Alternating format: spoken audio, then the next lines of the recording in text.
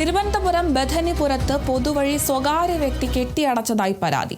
ഇതിനെതിരെ Poovachal panchayat vice president ഷൈനിയുടെ നേതൃത്വത്തിൽ നാട്ടുകാർ പ്രതിഷേധവുമായി എത്തിയെങ്കിലും റോഡിലെ തടസ്സം നീക്കാൻ സ്വകാര്യ വ്യക്തി തയ്യാറായില്ല. തുടർന്ന് കാട്ടാക്കട പോലീസ് സ്ഥലത്തെത്തി റോഡിലെ തടസ്സങ്ങൾ നീക്കി. നെടുമങ്ങാട് മുൻസിഫ് കോടതിയിൽ ഇത് സംബന്ധിച്ച പരാതി നിലനിൽക്കുമ്പോഴാണ് ഈ സംഭവം ഉണ്ടാകുന്നത്. ഞങ്ങൾ ഒരുപാട് വർഷക്കാലം കൊണ്ട് ഞങ്ങൾ ഉപയോഗിച്ചുകൊണ്ടിരിക്കുന്ന വഴിയാണ്.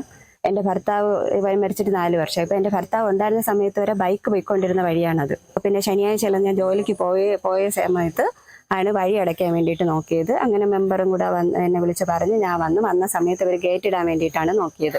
അങ്ങനെ പോലീസ് വന്നപ്പോൾ ഞങ്ങളുടെ കോടതി വഴി ഓർഡർ വാങ്ങാൻ പറഞ്ഞിട്ടുണ്ടായിരുന്നു. അപ്പോൾ ശനി ഞായറൊക്കെ കോടതി അവധി ആയതുകൊണ്ട് നമുക്ക് ഓർഡർ കിട്ടാൻ വൈകി. പോലീസ് വന്നപ്പം പറഞ്ഞത് കോടതി ഓർഡർ കിട്ടുന്നവരെ വഴിയെ തടസ്സപ്പെടുത്തരുത് എന്നാണ് പറഞ്ഞിട്ട് പോയത്. പക്ഷെ ഞാൻ ജോലിക്ക് പോയിട്ട് വന്നപ്പോഴും കുട്ടികൾ ട്യൂഷൻ കഴിഞ്ഞ് വന്നപ്പോഴും വഴിക്ക് ഞങ്ങൾക്ക് വീട്ടിൽ പോകാൻ പറ്റാത്ത രീതിയിൽ വഴി തടഞ്ഞു വെച്ചൊക്കെയാണ് ചെയ്തത്. 60 വർഷം കൊണ്ടേ ഉള്ള വഴിയാണിത്. പക്ഷേ അത് മര്യദാസ് എന്ന് പറയുന്ന ഒരു വ്യക്തി ശനിയാഴ്ച വീട്ടിൽ ആളില്ലായിരുന്ന സമയം നോക്കി ആ വഴി അടച്ചു വെക്കാൻ നോക്കി.